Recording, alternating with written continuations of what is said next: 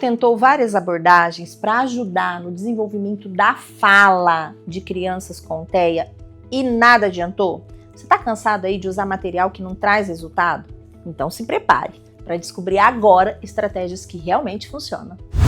Olá, eu sou a Mara Duarte da Costa, sou a mentora aqui da Rema Neuroeducação e hoje eu estou muito feliz em trazer um conteúdo que vai transformar a sua sala de aula. Eu tenho aqui a honra de receber o professor Gustavo Telho. Ele é um mestre em educação para uma palestra incrível. Ele vai revelar aqui estratégias práticas e eficazes para criar materiais que realmente ajudam no desenvolvimento da fala de crianças com TEA.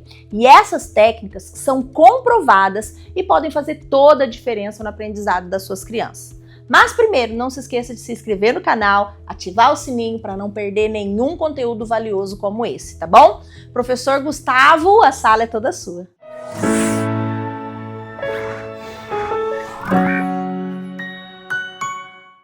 Eu sou o professor Gustavo França, tenho mais de 12 anos de experiência com clínica e com educação, certo? Tenho mais de 26 pós-graduações na área da educação e da saúde, tenho mestrado em educação e estou aqui hoje para construir junto com vocês uma experiência fantástica. Vamos trabalhar aqui de forma imersiva? Vamos trabalhar aqui de forma com que você realmente aprenda? Vamos? Combinado? Show de bola? Bom, então convido você a vir comigo aprender a construir materiais para desenvolvimento da fala da criança com autismo. Certo, pessoal? Não sei de onde você está falando, mas eu peço licença para entrar na sua casa, certo? Porque nós estamos à distância, mas nós não estamos distantes. Certo, pessoal? Então, peço licença para entrar na sua casa. Eu dou toda a licença para vocês entrarem na minha, tá? Eu sou de Curitiba, a minha clínica fica em Curitiba, eu trabalho em Curitiba, no município. Então, quem for de Curitiba, quiser visitar minha clínica, quiser me chamar para tomar um café, quiser me chamar para um almoço, eu não vou reclamar, não, tá? Eu, assim, vou super aceitar. Embora eu tenha emagrecido um pouquinho aí esses dias, né? Mas falou que tem comida, gente, eu tô dentro, tá? Podem me chamar, quiser ir lá na clínica tomar um café comigo também. Sejam felizes, as portas estão sempre abertas. Certo, pessoal? Muito bem. E aí, eu disponibilizo para vocês aqui o meu Instagram, né? Aproveitem que vocês já vão marcar aí o Rema, marca o Rema, marca o professor Gustavo. Tiver dúvida, manda lá para o professor Gustavo também. Eu falo que a comunicação e essa rede de relacionamentos é extremamente importante. Certo? É extremamente importante. Eu amo conversar com vocês, eu amo manter contato com vocês. Isso é a minha terapia, tá? Eu falo que é a minha terapia. Vocês e os meus filhos, né? Eu tenho gêmeos, são a minha terapia. Certo, pessoal? E aí, disponibilizo aqui meu Instagram, @psigustavofranca, deixo aí abertas as portas para vocês, e aí a gente começa falando um pouquinho sobre o transtorno do espectro do autismo. Pessoal, vocês sabem o que é o autismo? Embora muitas pessoas dizem assim, ó, professor Gustavo, o autismo, ele é um transtorno. Ok, ele é um transtorno. Mas ele é um transtorno de quê? O que acontece? Né? Como que ele se manifesta? Né? Como que eu identifico? Tem níveis? Não tem níveis? Como que eu descubro esse nível? Para que entender o nível é importante? Vamos começar do princípio, porque são muitas perguntas, né? Vamos lá. O autismo, pessoal, ele é um transtorno do neurodesenvolvimento. Neurodesenvolvimento, nós temos um prefixo da palavra que é neuro, ou seja, vai ter prejuízos. Neuro, prefixo neuro, significa que desenvolvimento neurológico da criança. Esse desenvolvimento pode seguir um curso sem nenhum empecilho, sem nenhum obstáculo, ou esse desenvolvimento pode se apresentar com algumas características, né? E essas características são o que nós chamamos de sinais e sintomas do TEA, né? Por exemplo, caso esse seja o diagnóstico. Muitas pessoas dizem assim para mim, professor Gustavo, pode-se fechar um diagnóstico de uma criança com 2 anos? Pessoal, não existe nenhum manual, nenhuma regra acerca do fechamento do diagnóstico de TEA em relação à idade, tá? Não existe isso. Porém, tem alguns profissionais que se sentem mais confortáveis em fechar o diagnóstico, né? A partir dos 3 anos, a partir dos 4, 5, 6. Isso vai depender muito do profissional, certo? Então, assim, o que vai acontecer? Cada profissional vai desenvolver um padrão, um parâmetro, né, de avaliação, certo? O professor Gustavo, por exemplo, prefere fechar o diagnóstico de TEA a partir dos 5 anos de idade. Por que 5 anos de idade, pessoal? A partir dos 5 anos, a própria criança pode se submeter a uma avaliação neuropsicológica, a uma avaliação psicopedagógica. Nós já temos instrumentos capazes de medir essa cognição, né? Essa criança já pode fazer testes de atenção, testes de fala, a gente já consegue observar se ela consegue discriminar bem. Existe, gente, um manual que se chama Manual Diagnóstico Estatístico dos Transtornos Mentais, em sua 5ª edição. Esse manual, ele vai nos mostrar quais são os principais sinais, os principais sintomas que nós, professores, pedagogos, psicopedagogos, neurocientistas, neuropsicomotricistas, né, precisamos observar, tá? E esses sinais e sintomas são um conjunto de características que vão, por exemplo, dos déficits na comunicação social, dos déficits na reciprocidade socioemocional, na dificuldade em relação aos movimentos, ou seja, movimentos restritos, movimentos repetitivos, né? Então, nós temos aí uma série desses sinais, certo? Só que aí nós também precisamos estabelecer o porquê que o autismo tem a palavra espectro no meio, né? Em outros transtornos, como, por exemplo, o TDAH, o prejuízo vai ser principalmente na atenção, ponto, né? No transtorno da coordenação motora, vai ser no movimento, ponto. No transtorno de aprendizagem, vai ser na leitura, na escrita, na grafia e no raciocínio lógico, ponto. E no autismo? Onde que vai ser? Né? No autismo, pessoal, tem aí um conjunto desses sinais e é por isso que se chama espectro. O que é espectro? É algo muito amplo, é algo muito grande. Sabe quando você está num túnel e a voz vai ecoando nesse túnel? Isso é um espectro. Então, espectro é algo amplo. Então, não necessariamente a pessoa com autismo ela vai ter apenas aqueles sinais e sintomas que estão catalogados no DSM. Claro, ela vai ter, sim, a base, mas pode ser que ela tenha outras comorbidades. Por exemplo, é possível uma criança com TEA ter deficiência intelectual ou transtorno do desenvolvimento intelectual? Sim, é possível. É possível uma criança com TEA, né, ter o TOD, que é o transtorno positivo desafiante? Pode.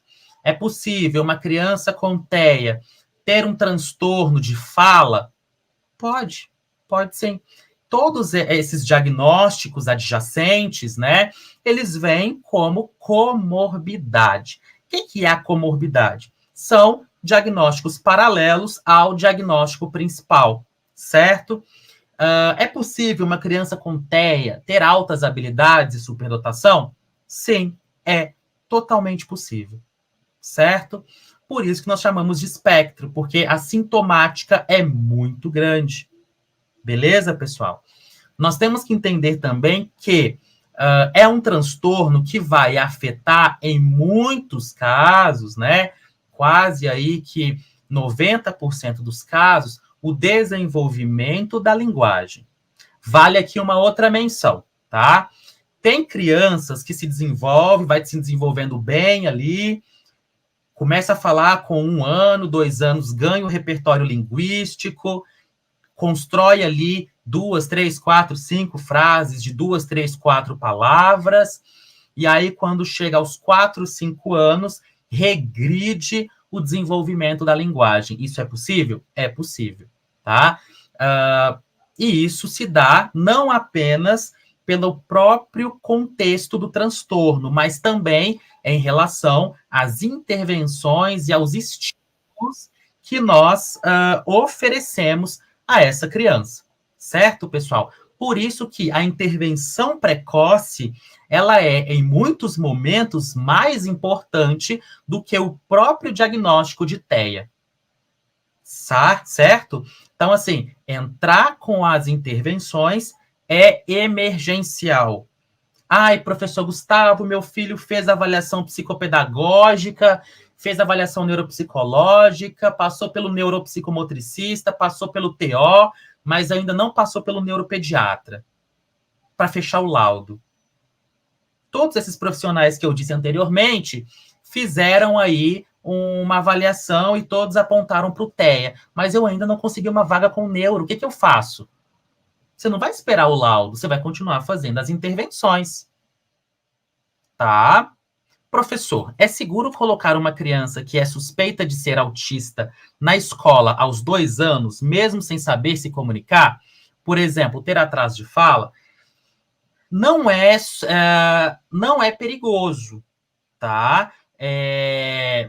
Inclusive, é recomendável, porque a fala, a comunicação, ela se dá, o seu desenvolvimento se dá também por meio dos pares, né? A criança, até os 3 anos e meio, mais ou menos, ela é mimética. O que é mimética? Ela funciona por meio de imitação, por meio de mimesis, né? Então, quando essa criança está com outras de mesma faixa etária, ela tem uma grande possibilidade de se desenvolver, ela tem uma grande possibilidade de começar a imitar as crianças, as que já têm uma fala desenvolvida, e isso vai ser benéfico para o próprio desenvolvimento dela, tá?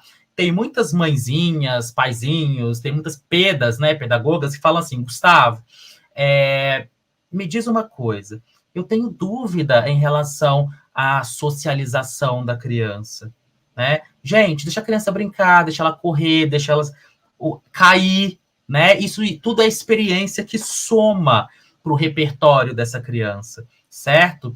É o que eu sempre digo, não tem como essa criança desenvolver a fala se ela não explorar o meio, se ela não tiver consciência corporal. E aí, na tela, eu mostro para vocês uma intersecção, tá?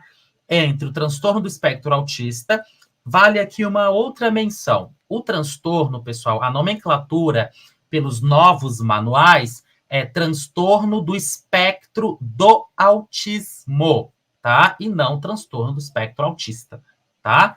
Transtorno do espectro do autismo. Certo, pessoal? Meu filho é autista, não verbal, tem 9 anos, foi para a creche com 1 ano, teve vários ganhos desde a socialização, até na questão de seletividade alimentar, que ajudou bastante. Por que isso? Além dessa mãe estar oferecendo as intervenções para essa criança, essa própria criança está no meio. O meio onde ela está inserida é favorável para esse desenvolvimento da comunicação, para esse desenvolvimento da melhoria da seletividade, da melhoria, por exemplo, dos aspectos ocupacionais. Tá, pessoal? Então, Isso é importantíssimo. A socialização, a interação social é de extrema importância para o desenvolvimento da fala. Até porque a fala é um elemento, é uma partezinha, tá? Do que nós chamamos de comunicação social, tá? E o que é essa comunicação social? Né? A comunicação social, ela é um conjunto de elementos, tá? Que envolve a comunicação verbal, a comunicação não verbal, os gestos, as microexpressões faciais. Então, você que está me assistindo, que é pedagogo, psicopedagogo, psicólogo, terapeuta ocupacional, fonoaudiólogo, neuropsicomotricista, que trabalha com as áreas de conhecimento psi, né? Terapeuta ocupacional, nutricionista, que trabalha com nutrição materno-infantil, seletividade alimentar, tem que entender que o entendimento da análise de microexpressões faciais é extremamente importante. Por quê? Pensem comigo. Eu tenho uma criança que ela é não verbal, mas ela faz as caras e bocas, né? Por meio dessas caras e bocas, ela está querendo te dizer algo. Então, nós precisamos entender o que essa criança quer nos comunicar. Então, a comunicação social é a utilização de todos os elementos do espaço para com que essa criança se comunique, tá? Se vocês me perguntarem assim, professor Gustavo, eu tô com meu filho, vai fazer 6 mesinhos, quase 1 ano, tô percebendo aqui que tem um funcionamento diferente, tô com dó de colocar na creche. Gente, vou ser bem sincero para vocês. Isso é muito melhor para ele, tá? Para ele, para ela, porque essa criança vai ter ganhos quando acompanhada de outras crianças, além da própria imunidade melhorar, né, gente? Então, nós temos todas essas questões também. Então, observem na tela aí comigo, ó. Dentro do transtorno do espectro do autismo, nós temos elementos como os comportamentos repetitivos. Nós temos também a questão dos interesses restritos, seja por algum objeto, por algum alimento, né, por alguma questão aí que seja diferente, tá, pessoal? Então, nós temos que entender também que déficits sociais e comunicativos também podem estar presentes. O porquê que isso vai acontecer? Justamente pelo fato de que o próprio autismo, né, ele vai trazer esses prejuízos, e esses prejuízos precisam ser treinados. Como assim treinados? Os aspectos de comunicativos, os aspectos sociais, a melhoria desse comportamento, ele vai ser treinado, por exemplo, por uma abordagem riquíssima, que se chama análise do comportamento aplicada às pessoas com TEA. Quando eu trabalho as habilidades sociais, como, por exemplo, a habilidade de sentar, a habilidade de esperar, habilidades pré-acadêmicas, né, habilidades de contato visual, tudo isso são habilidades prévias, né, são habilidades pregressas à fala que essa criança precisa desenvolver, certo? Então, assim, essa criança precisa desenvolver um conjunto de repertório para ela começar a desenvolver a fala, certo, pessoal?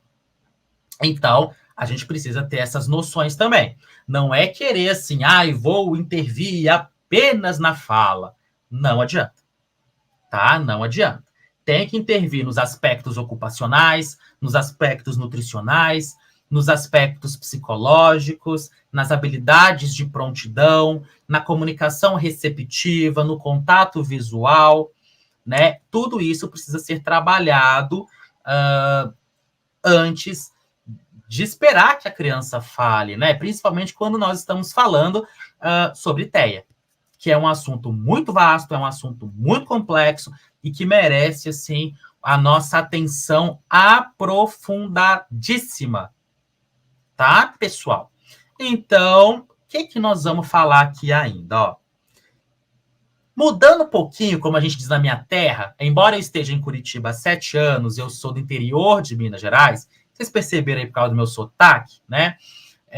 Mudando um pouquinho de saco para mala, como a gente fala lá, vamos começar a falar um pouquinho sobre materiais pedagógicos, né? E quando eu falo aqui sobre materiais pedagógicos, é para você que trabalha em creche, para você que é psicopedagogo, neuropsicopedagogo, psicólogo, neuropsicólogo, terapeuta ocupacional, né? Professor de sala de aula, professor de sala de recurso, né? Nós precisamos entender qual é ou quais são as modalidades de materiais pedagógicos existentes que nós, enquanto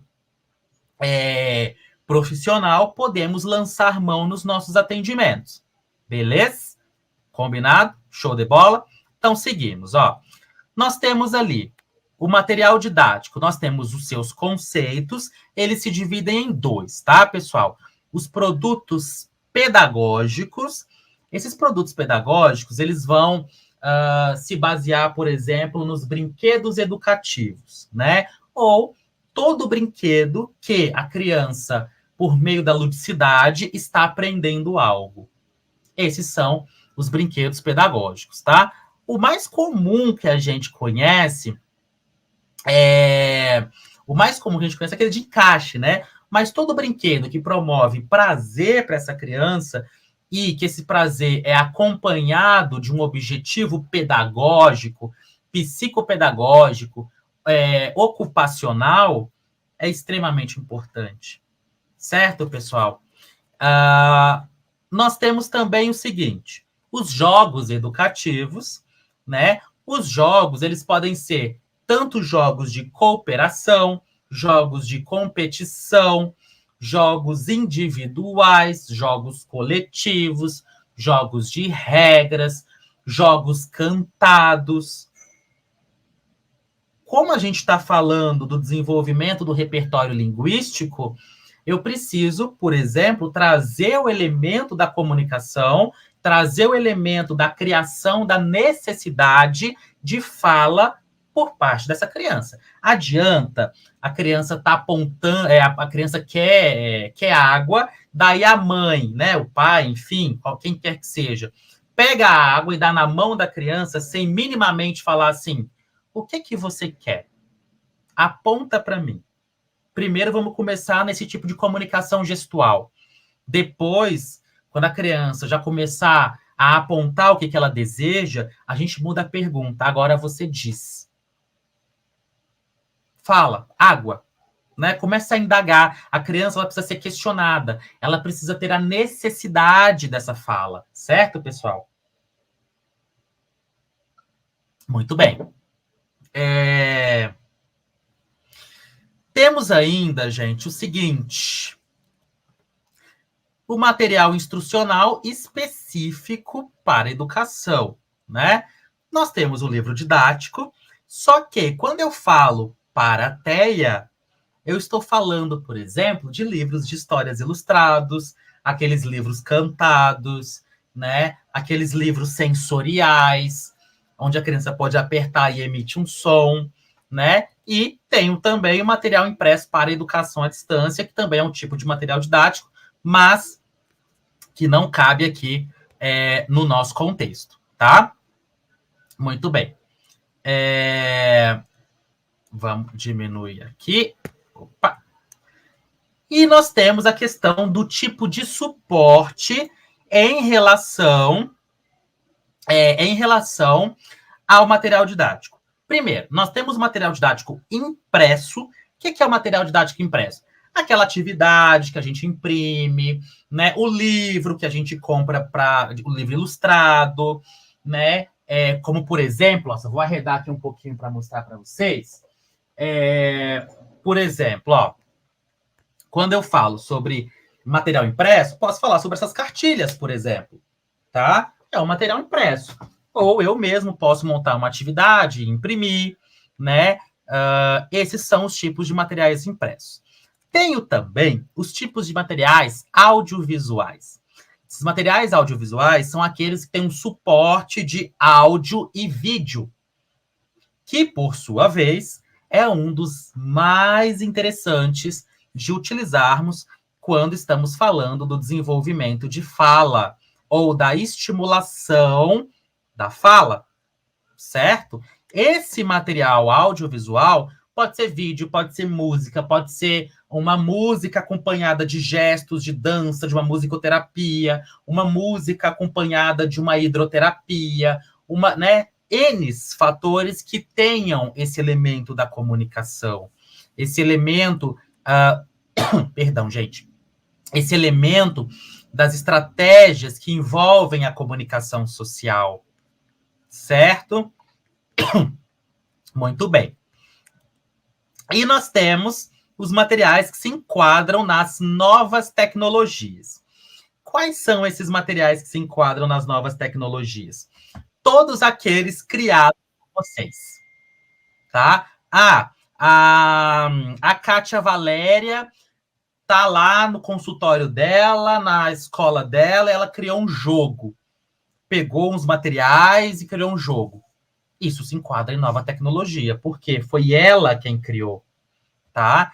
E por que a gente fala de nova tecnologia? Gente, tecnologia não é apenas informática, computador e tablet. Tecnologia é tudo aquilo que me dá suporte para melhorar um processo, tá? Para melhorar um processo. Então, tudo aquilo que eu crio, eu desenvolvo, eu penso e eu materializo, vai se enquadrar em um tipo de material no contexto das novas tecnologias. Certo, pessoal? Ok? Combinado? Entenderam? Show de bola. Seguindo, então. E o que é fala? Me contem. O que vocês acham que é a fala? Para que ela serve, né? A gente fala assim, professor, a fala é para se comunicar. Sim, a fala é para se comunicar. Porém, o que é exatamente a fala? A fala, pessoal, é um conjunto sonoro de fonemas. Se a fala é um conjunto, né, de fonemas, onde que eu tenho que começar a estimular essa criança? Na consciência fonológica. Quando eu trabalho a consciência fonológica, eu também já estou desenvolvendo repertórios necessários e criando possibilidades para com que essa criança possa desenvolver ali a sua fala. Tá, pessoal? Beleza? Combinado? Show? Bonitinho? E aí eu trouxe aqui para vocês o seguinte. O porquê que talvez essa criança com TEA ela tem dificuldade nessa produção sonora, né? Talvez justamente por uma questão neurológica, né? Talvez porque ainda ela não se sente preparada, talvez porque não se criou a necessidade. Tem como eu dizer para vocês que é por causa disso que essa criança com TEA não fala? Não. Por quê? Porque o TEA é um espectro. Eu preciso avaliar o contexto, o ambiente que essa criança está inserido, né? Se houve regressão no desenvolvimento da linguagem dela, né? Então, eu preciso criar esses estímulos. Show? Combinado? Lindo, maravilhoso? Beleza. Então, assim, ó, a fala refere-se à produção dos sons da linguagem por meio dos órgãos fonoarticulatórios. Se é por causa dos órgãos fonoarticulatórios, vale uma menção. O autismo, ele não, a pessoa com TEA, né, que tem apenas o TEA, que não tem nenhum prejuízo orgânico, né, nenhum prejuízo anatômico nos órgãos fonoarticulatórios, né, que só tem ali o autismo, ela tem todo o aparato para falar. Então, por que ela não fala? Né? O que está acontecendo? Certo, pessoal? Ou seja, é uma questão neurológica, é uma questão do próprio nível do déficit na comunicação que essa pessoa possui, tá? Muito bem. E aí eu tenho o seguinte, ó.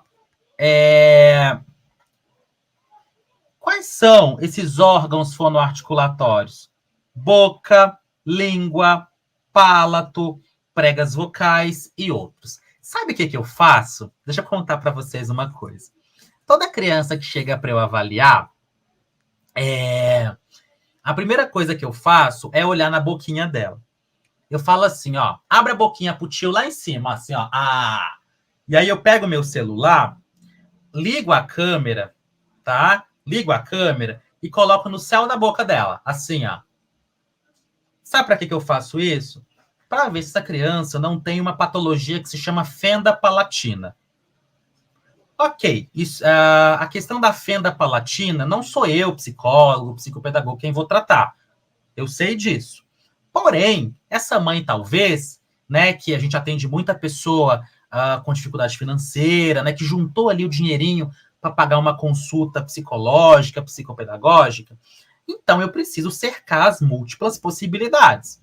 E talvez essa criança nunca foi num dentista, talvez essa criança nunca foi num pediatra, né? Então, eu olho para ver se tem a fenda palatina, tá? Para ver se tem algum prejuízo orgânico, anatômico, que impeça essa criança de falar, tá? Então, eu vou descartando essas possibilidades, certo? Prof, a criança com TEA... Ah, gente, pode me chamar de Prof. Gu, tá? Quando vocês falam professor Gustavo, parece um negócio muito formal, né? Não precisa. Pode chamar de Prof. Gu mesmo, a gente fica mais íntimo, eu prefiro assim. Parece que vocês estão bravos comigo quando vocês me chamam de professor Gustavo, né? Pode me chamar de Prof. Gu, combinado? Pode ser? Então tá. A criança com TEA, ficar muito tempo no celular em vídeos no YouTube ajuda ou atrapalha no desenvolvimento dessa criança? Pergunta ótima. Depende da quantidade de tempo. Tudo é estabelecido. Uma criança que fica mais de 1 hora no telefone, no tablet, no YouTube, vai ser prejudicial. Existe um transtorno que se chama são vários, na verdade, né? Transtorno de jogo pela internet, né? Aquela criança que joga demais, já atendi um caso assim, e o desenvolvimento vai regredindo porque essa criança não tem a socialização, tá? Tem uma outra síndrome também que se chama nomofobia, tá? Que é aquela ansiedade, aquele medo, aquela angústia que algumas crianças têm de ficar sem a tecnologia, sem o celular, sem o tablet, enfim, tá? Então, tudo isso precisa ser entendido, ser observado. Quando eu falo com os pais, eu defino horário, tá? 30 minutos, 40 minutos, essa criança precisa se movimentar. Os meus filhos, por exemplo, tá, gente? Eu tenho um filho com paralisia funcional, tem a fala super desenvolvida, tem dificuldade motora, mas ele fala assim, eu quero ver Patati. Aí eu falo assim, não vai ver Patati. Ai, professor Gustavo, mas você é terapeuta, você trabalha com criança com transtorno, com dificuldade. Tô nem aí, gente. Da mesma forma que eu oriento os pais, eu trago para dentro da minha casa, tá? Eu falo, não vai ver Patati. Tem aí no quarto de vocês tanto brinquedo, mas tanto brinquedo. Brinquem lá primeiro. Ou, se você quiser ver alguma coisa, né, no tablet, na televisão, vai ser 30 minutos e eu vou escolher. E aí eu sempre escolho alguma música que envolve alfabeto, que envolve construção de frase, que envolve números, que envolve aquelas questões das mudanças climáticas, só que no contexto lúdico, no contexto infantil. Então, assim, pode assistir? Pode, desde que eu, pai, faça uma seleção. Ou você, psicopedagogo, neuropsicopedagogo, neuropsicomotricista, psicólogo, TO, fono, faça uma pré-seleção do que é adequado e encaminhe para essa família, tá? Já fiz muito isso, inclusive. Vamos lá, então. A fala é uma forma específica de expressão verbal, tá? Por quê? Verbal porque ela tem sonorização, tá? Que envolve a articulação de sons para formar palavras e frases, permitindo a comunicação entre os outros indivíduos. Eu recomendo, gente, 30 minutos de vídeos pré-selecionados. Se o pai não tem, né, que o pai é engenheiro, o pai é médico, ou o pai não tem instrução, né, nós, profissionais que estamos atendendo essa criança, né, que vamos fazer essa seleção. E aí, gente, eu trago para vocês uma imagem que eu amo de paixão, tá? Que é a imagem do saudoso Chacrinha, do nosso querido Abelardo Barbosa, né? Que ele falava pra gente assim: quem não se comunica se estrumbica. No contexto do TEA, isso funciona? Também. Né? Essa frase se aplica? Também. Só que a comunicação do TEA não é somente uma comunicação falada.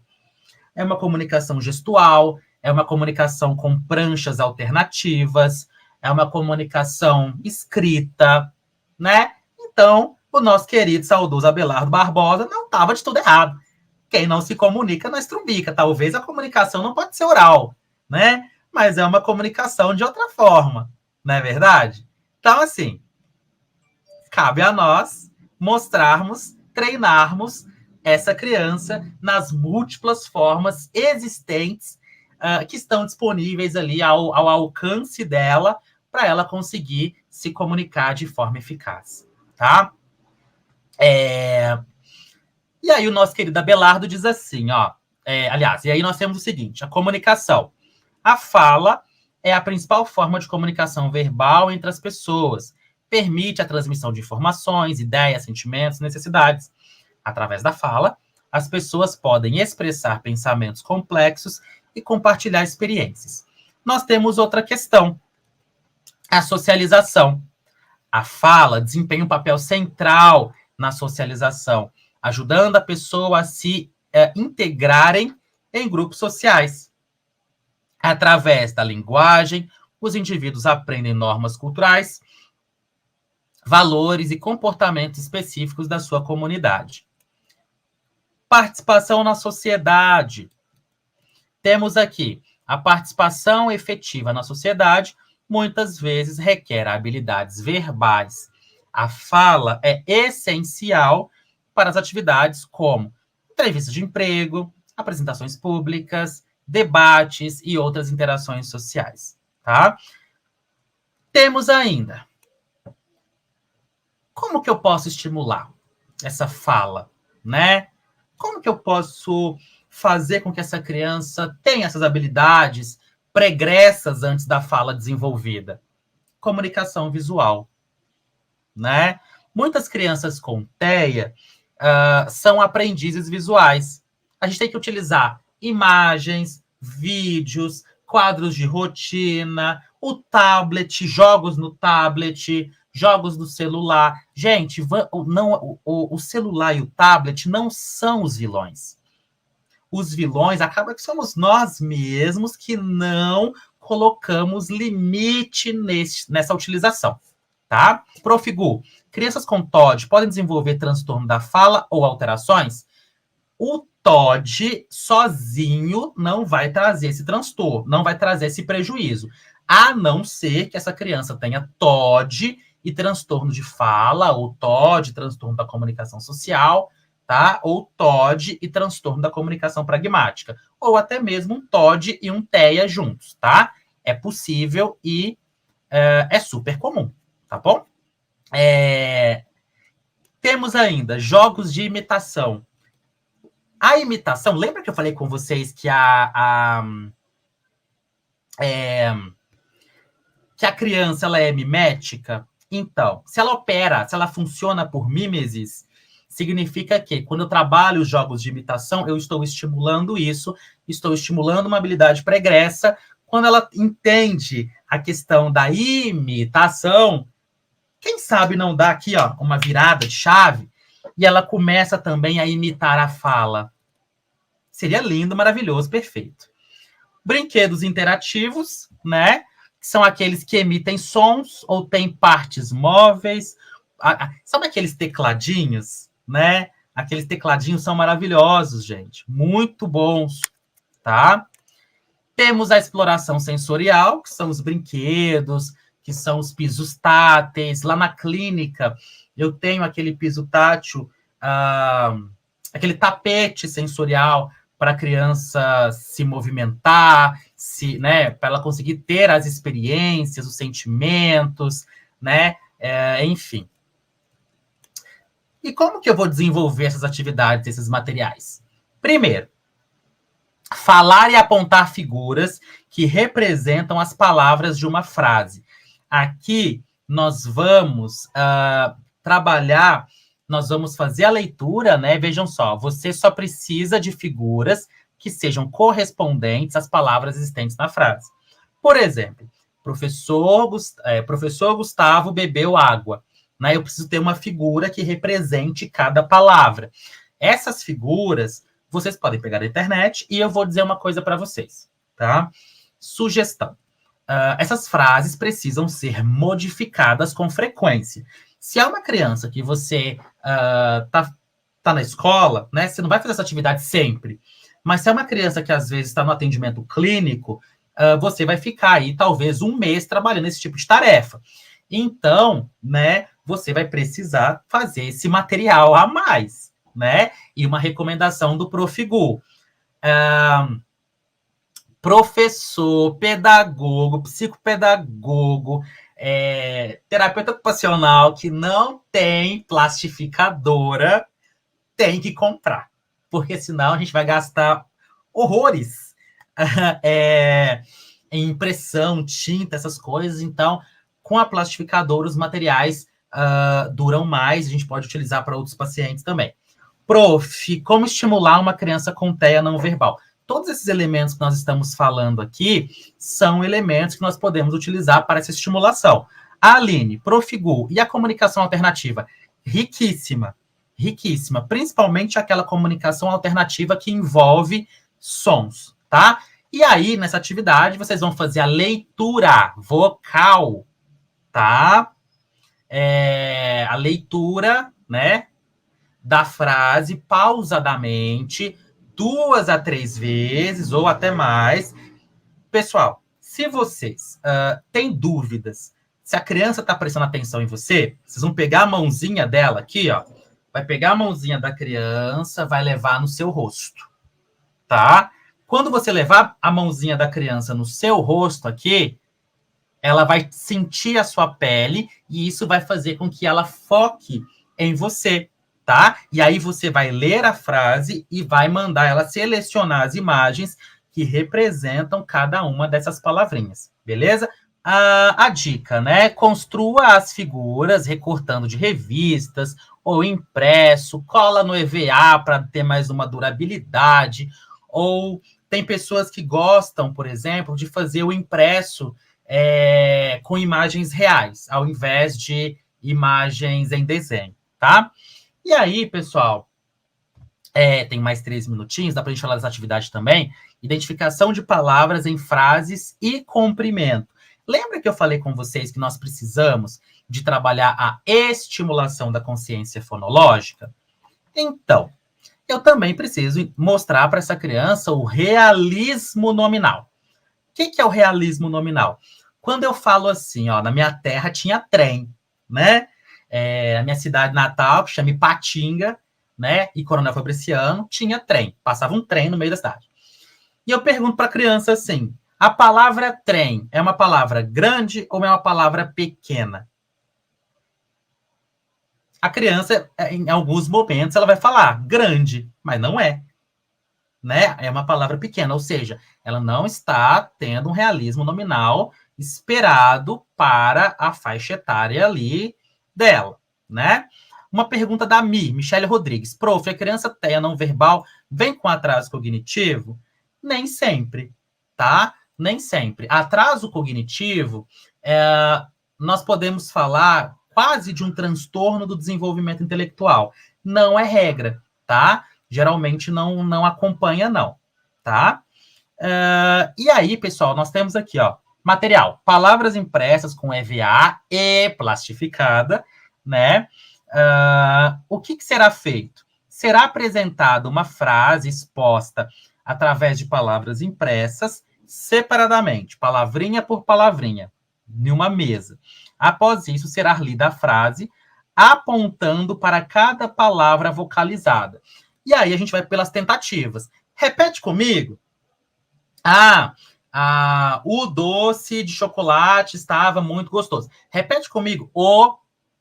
Não quer? Então vamos tentar outro. O doce é essas tentativas que vão fazer com que a criança tenha uma estimulação e que nós continuemos aí nesse trabalho e nessa estimulação aí contínua desse tipo de estratégia, dessa estimulação contínua desse trabalho.